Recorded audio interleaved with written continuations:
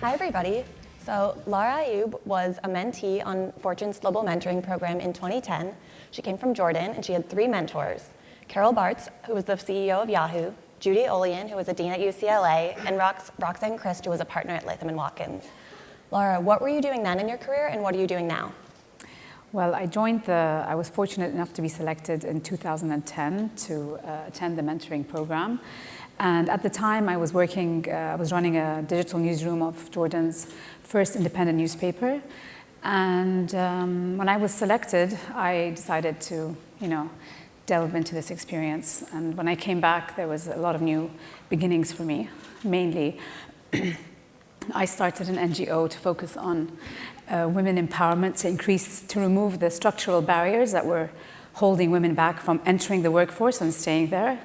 And I also went into television. I pursued video journalism, which I was very keen on.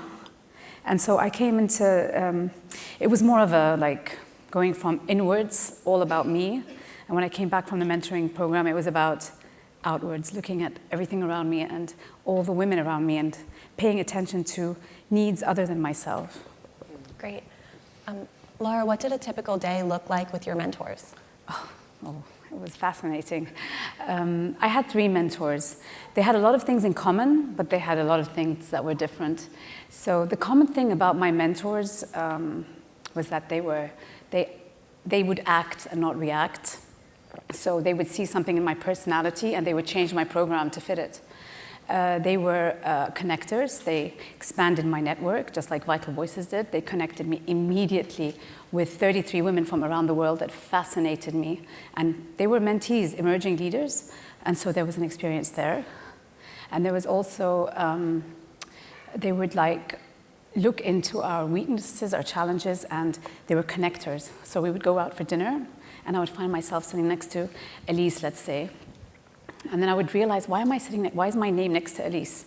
And then when I was talking with Alyse, I would realize that, I had shared this challenge with my mentor this morning. So she put me next to this lady because she thought that this lady could help me. Of course, 6 in the morning, I would be running to the gym with one of them. The other one would take me around Pasadena on a bike. And she was like 20 years older than me, and I couldn't keep up with her. And I would be so embarrassed. This is part of her lifestyle. And one of my mentors was, so I was about to get married that year, so I would ask her about how she connected with her kids with such a busy work-life balance. And she said, you see that tree house over there in my backyard? I built it with them. I was like, but you're a lawyer. How did you do that? She said, I read, I studied, and I figured it out, and I made it happen. I connected with my kids using her hand, using the soil. Of course, Carol Bartz she was an amazing woman. She had a treadmill in her office, and she spoke with all Yahoo members this one day over the Skype, or whatever they used then. And she showed me how she can speak to thousands of people and get what she wanted. And one of the most important things she taught me was, if you go into a meeting and you find 5 people, leave. Nothing is going to come out of that meeting. Run. And she was serious. And the one common denominator of their resilience was that they were all cancer survivors. And they made it a point that it was insignificant in pursuing their career. They made me feel that they literally described their chemo sessions. One of them would walk me up to a picture and say, you see this picture here? I had just come back from a chemo session. And then I had this group picture, and I was standing upright, and nobody knew my situation. And the other one told me, I would go into my chemo session, go back to my meeting, and if I needed to vomit, I'd go back to the bathroom, wipe it away, and go back into my meeting. And this is someone that has never been exposed to this. And I looked at them and I said, they are so resilient. They are fit, they're focused, they're authentic, they're real, they're committed, and they're consistent. And they really don't want to thank you from me. They didn't even expect me to thank them. They just wanted what was best for me. And they were able to share all their knowledge with me without any hesitation. Yeah, wow. I'd love to hear from Kathi a little bit about your experience as a mentor. What made you initially want to be a mentor, and how did you manage that commitment? So how many in this audience are here for the first time by show of hands? Oh. Wow. So in 2008, I was sitting in your seat. And I heard from a number of prior mentees like Lara about their experiences. And I was shocked and amazed at what a short period of time mentoring could do to change people's lives, not only their lives, but the way they paid it back in their countries. So it's like the Justice Stewart 1964 test for obscenity. You know it when you see it. And that's what drove me to mentoring. Yeah, great. And can you tell us a little bit about how you split that up? So I first thought it might be pretty daunting. So of course, when I heard people like Lara speak, I thought, wow, this is something I'd really like to do. I'd like to use whatever power and influence I have to make more of a difference in the world. But I thought, I'm busy, it's 2008, I'm leading a global law firm. That's when the economy was starting to exit the legal market. And I thought, who's gonna be excited to be stuck with a lawyer through this program? And so I was here with Susan Wojcicki, and this was pre-CEO of YouTube days, and Megan Smith, and this is before she became the Chief Technology Officer of the United States, and we were all thinking the same thing. We'd love to do this, but we can't do it alone. So the three of us actually teamed and co-mentored that first year. And then even then, to your point, Lara, about not reacting, but acting, even then I thought, if I just have this person watch me in the legal environment or in the law firm leadership environment, they're not gonna get out of this program what they wanna get out of this program. So what I did was I connected into the women in Silicon Valley, some of whom are in this room, like Mal and Yen, and we came up with group mentoring, and we would host dinners, we would bring in Ann Winblad, Heidi Roizen, Kelly McElhaney, people to come in and help, depending upon whatever issue or challenge the mentee had. We would have strategy sessions. My first mentee was Susan Ramekwa from South Africa. And you remember Susan? Susan gave up her pension to start an orphanage. And she ended up having 250 children in her orphanage, but she wasn't sustainable. So we had a session, and we talked about how we could connect her into the Oprah network, and how she could have her orphanage, the women who work there, make clothing, and how they could make items and become sustainable so they didn't have to rely on donations. So that's the kind of work that we did, and it wasn't just me. It was, with the Fortune name and the State Department and Vital Voices, you can get a lot of people together and really make it a rich and rewarding experience, not only for the mentee, but for yourselves as well. Alyse, what are some other memorable ways that mentors have brought mentees into their lives, whether at work or at home? Well, I can tell you, it is never what you expect it to be. I mean, you hear from Lara and from Kathi, it's nothing short of transformational. And I think one of the most powerful things about this program is that it shows these rising, entrepreneurs and business leaders that leadership is not what you thought it was. It is not the person maybe that you see leading a country. It is about seeking power, using power, platform, voice to empower. And that's why I think they always go back and do extraordinary things. I'm thinking of Maria Gabriela Hoch from Argentina.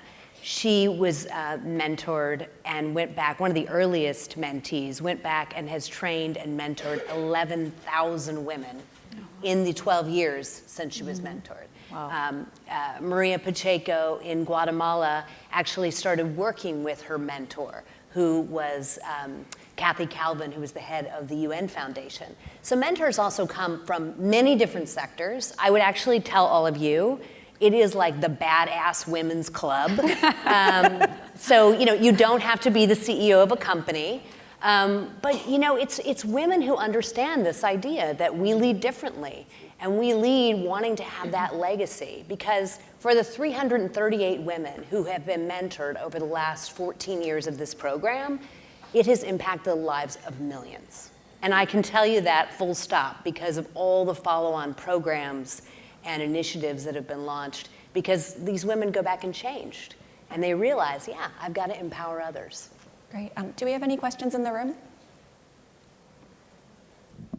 No. Okay, we can keep going. We got to give Patty Sellers a shout out. Because Patty is the founder of this program. I think it's so powerful because it is a public-private partnership between co-founder. Okay, no, co-founder, yes. Dina Powell. When she was at the State Department, and then we quickly invited you in, like on the Great. Well, and I've got a great, I've got a great story about Patty. So I told her I would call her out in the audience today. So my first year I mentored Susan Rumekwa, as I mentioned, who had an orphanage in South Africa. And later that year, I did not know Patty, but I was at All Things Digital, and I had a filing, so I was stuck in my room. And Patty said, well, let's just meet for lunch after the conference. And we met, and Patty said, I really want you to go to the Global Forum, the Fortune Global Forum. It's in South Africa.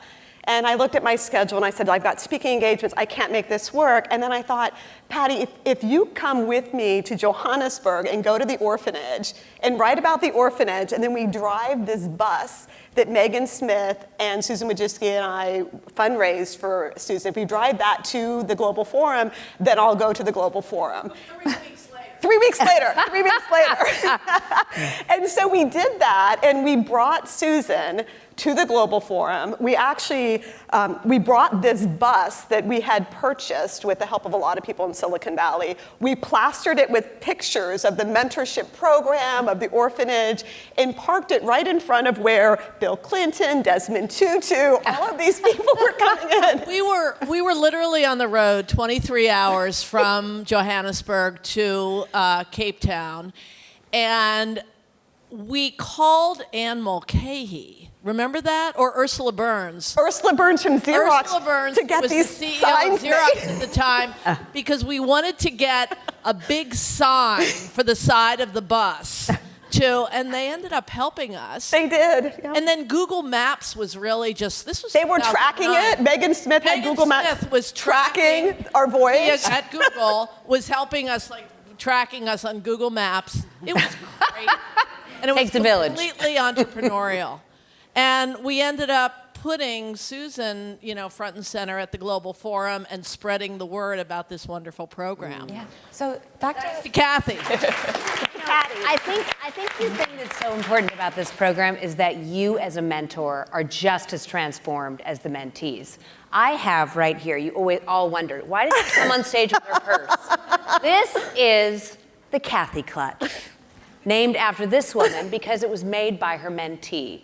She was so impacted by that, and we all bought a Kathi clutch. Well, and I'll just say there's even a bigger story here so Manal quit her job where she was serving other people and decided that the way in Morocco to empower women and to give them power even within their personal relationships in their households was to give them jobs. If they had money, they had power. So she started a seal of luxury and started a high-end purse company. You can go online. A high-end purse company, and all of these purses are made by rural women in Morocco. And it was just phenomenal what she's doing to transform the world in her country. Diane von Furstenberg loves this. Lara, what did you get out of the program? I want to buy Not a purse. I want to buy Not a purse yet. Yeah. Maybe we'll have a Lara purse.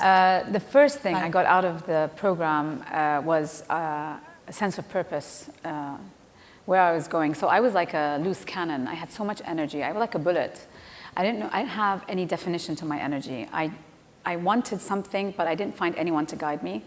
And the program, from the minute you land in the US until you finish, I think Vital Voices, it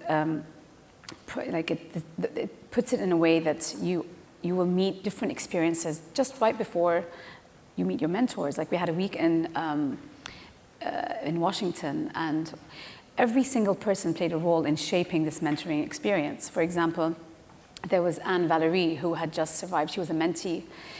She had just survived the Haiti earthquake, and she literally survived because she left a meeting that she was in to meet her husband, and everyone in the meeting had died because she just crossed out, and then the earthquake took place, and she survived. So she was on the bus. We were going to this gala dinner in DC, and I was like, "You look amazing. You look fantastic. How do you do it?" And she looked at me and she said, "This is not a rehearsal. This is it. You either live and enjoy every moment, because you might lose it in a second." Mm-hmm. And then we went to the gala dinner, and there was Beth Brooke, who was at the time working for Ernst & Young, and she was also a mentor. And we all came with vulnerabilities, and we were very transparent. So I asked her, "Listen, I'm really bad at delegating, so how can I overcome that? I'm always worried that no one will give me the quality that I I'm used to giving. So she said, I was the same thing. She acknowledged my weakness, and she said, but someone trusted you one time. Someone trusted what you were doing. So you need to trust 80% of anyone that gives you work, and work with them without imposing yourself to improve them. And then there was Anne-Marie Slaughter, who I'm sure all of you know. We were at the State Department because that was part of the program, and she said, I was about to think of getting married and worried about my career and the work-life balance, and that's why I started my NGO. And I told her, and I asked her, what about work-life balance? And she said something, all these things that I'm telling you are things that I practice every day.